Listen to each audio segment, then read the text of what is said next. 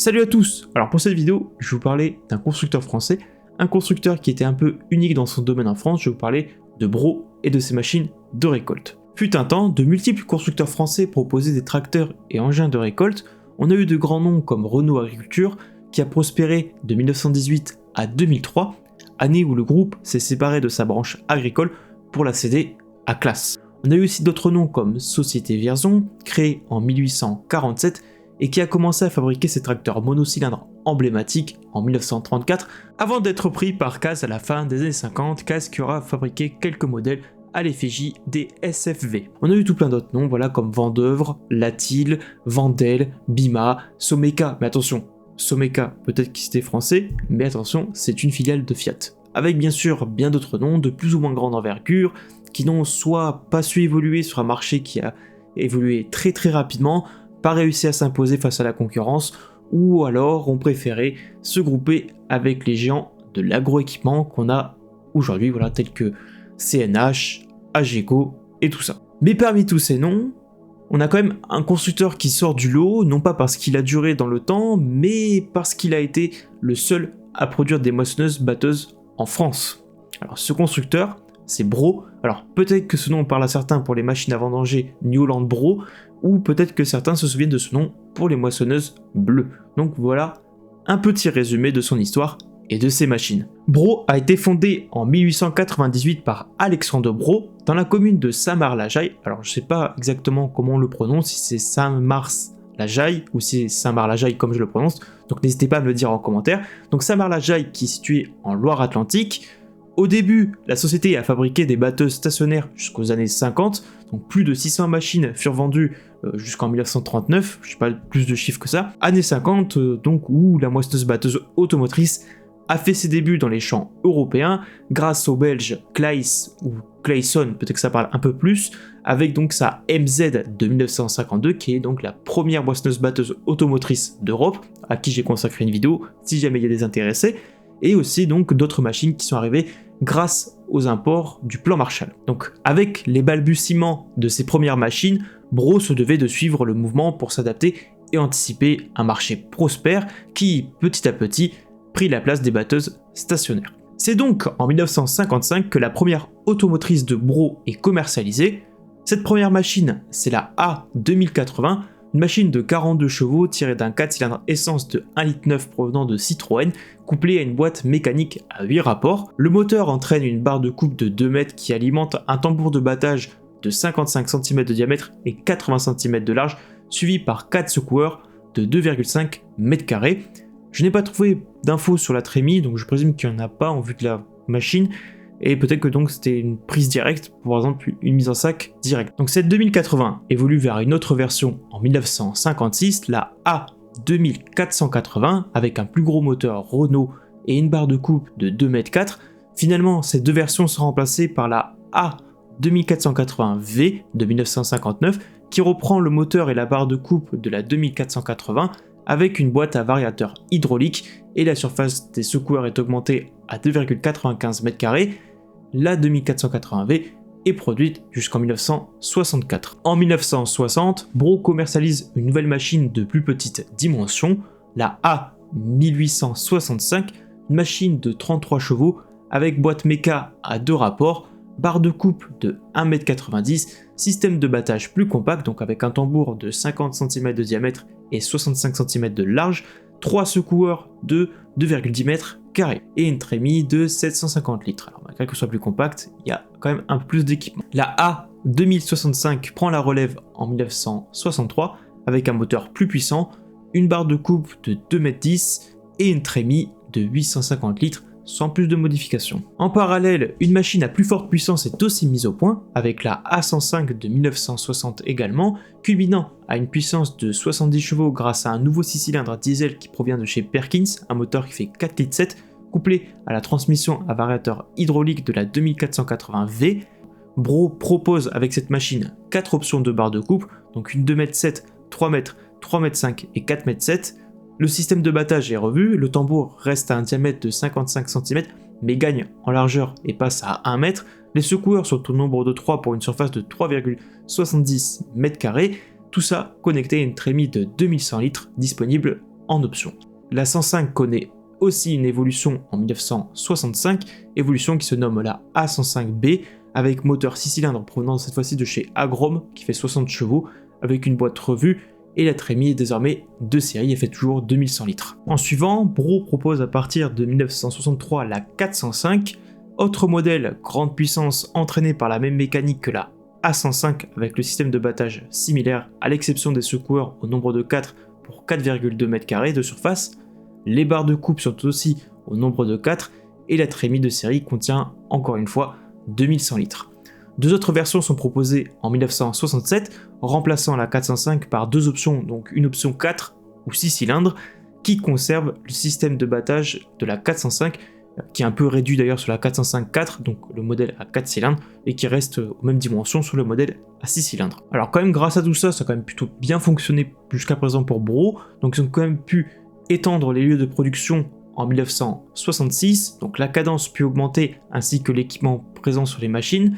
La série 500 de 1968 en est l'exemple, donc qui est une gamme de 4 machines allant de 65 à 100 chevaux, toutes motorisées par des moteurs diesel Perkins en 4 et 6 cylindres, toutes couplées à une boîte à 3 rapports qui est âgée différemment selon les modèles. Donc les deux modèles en 4 cylindres, donc 502 et 503 de 65 et 83 chevaux, reprennent le tambour de battage des 405 avec une surface réduite à 3,7 m² pour les secoueurs, toujours au nombre de 4 d'ailleurs, auquel est couplé un système de nettoyage du grain d'une surface de 2,3 m², couplé à la trémie de 2100 litres. Elles sont en capacité d'entraîner des barres de coupe de 2,8 m à 3,6 m. Et les deux 6 cylindres, donc on a la 504 et la 505 de 90 et 100 chevaux, conserve elle aussi les tambours des 405 avec le même ensemble de secoueurs d'une plus grande surface sur la 505.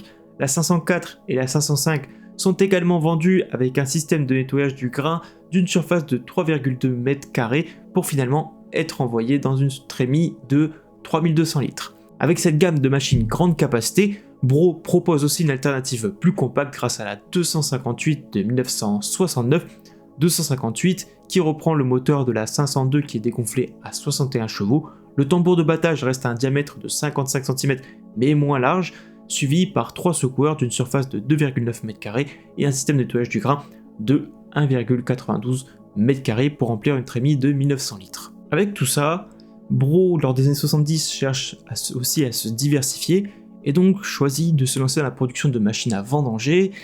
Malheureusement sur cette partie-là, je n'ai pas pu trouver de documentation sur les machines produites, donc un historique de voilà quel modèle est sorti en premier, etc. Je n'ai pas réussi à trouver même sur les détails techniques, donc je suis désolé, sur cette vidéo je vais me concentrer sur les moissonneuses, peut-être qu'à l'avenir j'aurai la documentation. Mais attention, il ne faut pas du tout négliger l'importance de ces machines à vendanger dans l'histoire de Bro, qui ont quand même permis à Bro de représenter jusqu'à 30% du marché lors des années 70, donc années 70 où elle venait juste d'être lancée, et quand même jusqu'à 65% en 1984. Donc ces machines à vendanger furent quand même les produits les plus profitables pour le groupe. Et c'est ce qui a donc aussi, je pense, permis de faire un gros poids sur la balance quand Fiat a commencé à s'intéresser à Bro. Retour sur les moissonneuses, donc en même temps que l'arrivée des machines à vendanger, Bro lance sa série 600 avec 4 modèles qui évoluent seulement en motorisation avec de nouveaux moteurs, donc toujours divisés en 2 modèles 4 et 6 cylindres, sans augmentation flagrante de la puissance, et les transmissions restent à 3 rapports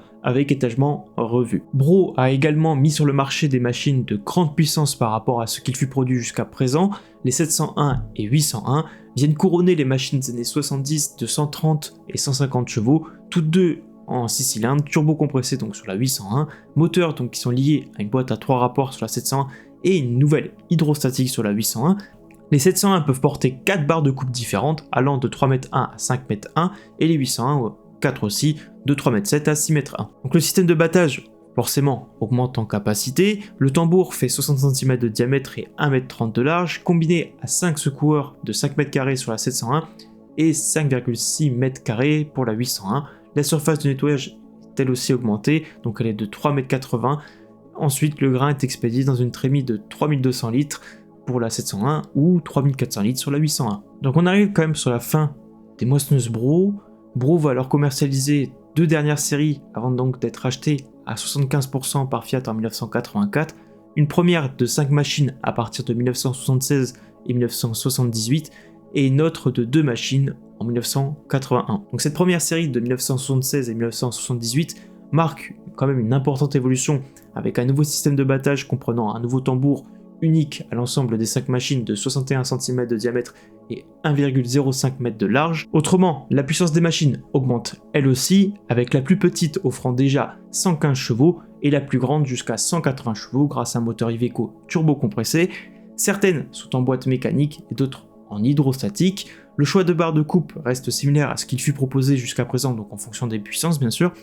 Idem pour les secoueurs, on reste sur un 4 secoueurs de manière générale avec une surface similaire aussi, mais les 750 et 850, donc les deux plus puissantes, reçoivent un secoueur supplémentaire pour passer donc au nombre de 5 et passent à une surface de 4,9 m². Donc autre changement, les trémies sont de plus en plus grandes aussi, avec le plus petit modèle qui est déjà à 3100 litres, et les 650 et 700 sont munis, elles, de trémies de 4200 litres, et enfin les deux plus grandes, 750 et 850, montent à 5200 litres. Finalement, c'est en 1981 que sortent les dernières nouveautés en termes de moissonneuse chez Bro, avec deux modèles, la S500 et S600, deux petites machines de 64 et 84 chevaux, entraînées cette fois-ci par des moteurs Valmet beaucoup plus simples que leurs prédécesseuses. Le système de battage revient à des dimensions similaires à celui de la 258, couplé à des petites trémies de 2100 et 2500 litres, tout ça alimenté par des coupes de 2,60 m et 2,90 m. Et donc petite particularité, c'est que ces machines étaient travaillées avec un finlandais, alors je ne saurais pas prononcer le nom correctement, donc je vous l'affiche à l'écran, donc c'est pour ça qu'elles ont une motorisation Valmet et qu'elles sont aussi différentes de ce qui a été fait jusqu'à présent, parce que malheureusement, c'est une période pour Bro où il y a eu des très grandes difficultés sur l'ensemble de leur marché, en dehors bien sûr des machines à vendanger, mais les moissonneuses étaient vraiment en galère sur cette partie de leur histoire, donc ils ont cherché à avoir des solutions plus économiques et plus faciles pour en produire avant de les arrêter. Autrement, voilà pour leur moissonneuse et ce que j'ai pu donc trouver comme information sur ces machines. Bro donc fut racheté en 84 par Fiat et avait déjà arrêté sa production de moissonneuses en 83. Au fil du temps, avec la création de New Holland et la fusion donc du grand groupe qu'est CNH, Bro restera en tant que nom pour les modèles de machines à vendanger du groupe, donc New Holland Bro. Voilà. Mais je crois que les machines sont toujours produites en France et surtout qu'elles sont encore très présentes sur le marché, elles sont encore numéro 1 sur ce marché-là, il me semble. Donc voilà pour Bro et ses machines, voilà surtout les machines de moisson. Si vous en avez utilisé, n'hésitez pas à dire ce que vous en avez pensé en commentaire, alors quelle qu'en soit l'origine. Et il me semble aussi que Bro avait essayé aussi de faire un peu de matériel type presse à balles et tout ça, donc ça je sais pas trop, je dis ça de tête. Donc voilà, quelle qu'en soit la nature, n'hésitez pas à dire si vous en avez utilisé, ce que vous en avez pensé en commentaire. Autrement, si la vidéo vous a plu, n'hésitez pas à la liker. Si vous appréciez mon contenu, n'hésitez pas non plus à vous abonner pour voir d'autres vidéos à l'avenir et pour aller voir aussi d'autres vidéos qui sont présentes sur ma chaîne. Je vous remercie d'avoir regardé cette vidéo et je vous dis à bientôt.